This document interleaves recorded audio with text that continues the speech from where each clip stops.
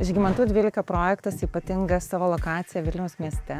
UNESCO paveldo teritorija jau kalba pati už save ir dami tikslai jau buvo užduoti iš tikrųjų labai natūraliai ir jie gimė labai natūraliai, nes kuriant bendrasias erdves, tuo pačiu metu pradėjome ir kurti įmonės Domė ESG strategiją. Mums labai buvo svarbu ir yra svarbu šiandien sukurti ir turėti lygiai tokias pačias ir netgi gražesnės po 10 ar daugiau metų. Pirmiausia, mums buvo svarbus sprendiniai, tai ilgaamžės medžiagos, kokybiškos medžiagos, natūralios medžiagos, atėjusios iš gamtos, natūralios spalvos esančios gamtoje. Kiekvienas matome grožį savaip ir iš tikrųjų buvo labai svarbu kiekvieno mūsų idėjos ir kiekvieno mūsų tiek asmeninė istorija, kuriant savo namus ir pertikiant ją į mūsų projektą, į mūsų bendrų erdvių projektą. Ir šis projektas yra kuriamas ne 5 metams, šis projektas yra kuriamas ilgaamžis projektas su ilgai išliekančiamis vertybėmis, tiek eksterjero, tiek architektūros, tiek viso išplanavimo.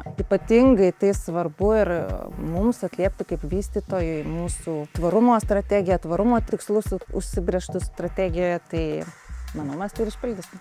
Tai projekte yra ne viena bendroji erdvė, dėl to mes sukūrėme 2 variantus. Jie tarsi skiriasi vienas nuo kito tokių medžiagų komplektų. Ta paletė, kurią mes siūlome, vienoje laiptinėje durys yra tamsesnės, tada prie tamsesnio medžio deriname ir kitokį akmenį, kitokį metalą. O kitoje laiptinėje yra vėl kita paletė su kitokiu metalu, kitokiu akmeniu ir tie deriniai mes taip stengiamės, kad jie abu būtų vienodai puikūs, bet vienas nuo kito skirtųsi savo tam tikrais elementais. Kurdami šias bendras erdvės, bendrų erdvių interjerą, mes taip stengiamės pirmenybę teikti kokybei ir tam tokiam nepavaldumui laikui, kad šitas interjeras jisai sentų oriai, nepasentų savo, sakykime, idėjomis labai greitai ir kad jisai dėvėtųsi gražiai. Dėl to tikrumas, visos medžiagos parinktos buvo tikras akmuo, tikras metalas, tikro medžio lukštas. Visos šitos medžiagos jos atspindi tą tokią, aš sakyčiau, ne tik kokybę, bet gal ir požiūrį į interjerą, į prabangą, į tikrumą. Kokios medžiagos yra tos, kurios tu tiesiog praeidamas matai, o kokios medžiagos yra tos, kurias tu lieti. Į tai atkreipiam dėmesį, kad, sakykime, būtų ir tokių medžiagų kaip tikras žalvaris, kuris su laiku oksiduojasi, bet tose vietose, kuris įliečiamas, gali būti ir kad atsidengia jo blizgesys. Tos medžiagos, sakykime, jų senimas atskiria jas nuo tų medžiagų, kurios yra imitacijos, kurios nesikeičia, nesensta. Aš manau, kad tas būtent toksai tikrumo, jaukumo sluoksnis per tai ir atsiskleidžia. Per tas visas mažas detalės, kurių mes strategiškose vietose pridėjome iš šitas erdvės. Norėjome, kad durys būtų dengtos natūralaus medžio lukštu ir labai norėjome, kad tas lukštas, jisai nebūtų kažkoks labai standartinis, matytas, nuvalkiotas sprendimas. Tai pasirinkome 2 variantus, 2 skirtingus medžius. Šitas, kur laikau, yra eukalipto lukštas, kitoms durims numatytas alyvmedžio lukštas. Taip pat turime ir tokias erdves kaip konsjeržo patalpa, pašto dėžučių blokas. Tai jam irgi skiriame ypatingą dėmesį. Svarstėm įvairius variantus, kaip tas dėžutės sukonstruoti, kaip jos turėtų atrodyti ir tą pačią, pavyzdžiui, konsjeržo erdvę ir kitas tas bendrasis erdvės stengiamės irgi praturtinti tam tikrais elementais.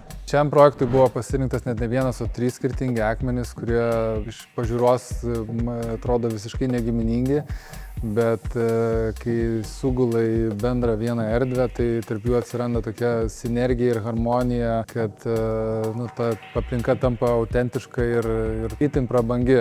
Autentiškumas, prabanga, ilgaamžiškumas, tai manau, kad čia tos yra pagrindinės vertybės, kurios padaro tą projektą, natūrali medžiaga praturtina tuo projektus. Tai vienas iš jų buvo Jura Beige, tai yra vokiškas kalkakmenis, šiltos mėlynės spalvos, labai panašus į travertiną. Jame galima rasti kriauklių, fosilijų, istorijos galima rasti daug jame. Kiti 2 akmenys yra itališki marmurai. Vienas yra Čepo Digre, pilkas charakteringas akmuo. Kitas yra marmuras Nuvolato Digre, tai yra toksai ramesnis, su tokiom švelniom gijom. Natūralus akmuo, dažniausiai jis naudojamas prabangiuose projektuose, kad tai yra vertybė, ilgaamžiškumas, autentiškumas, kad tu to akmens negali atkartoti. Tai yra, kiekvienas blokas yra visiškai skirtingas ir tu to nepadarysi, neišgausi to vaizdo su sintetinėm medžiagom. Tai, ką tu gausi rezultate, vis tiek yra šioks toks siurprizas visiems, kadangi mes nesam matę to akmens, jis yra vienintelis ir unikalus išpjautas konkrečiai tam projektui. Tas procesas visas kūrybinis tuo ir yra smagus, kad, žodžiu,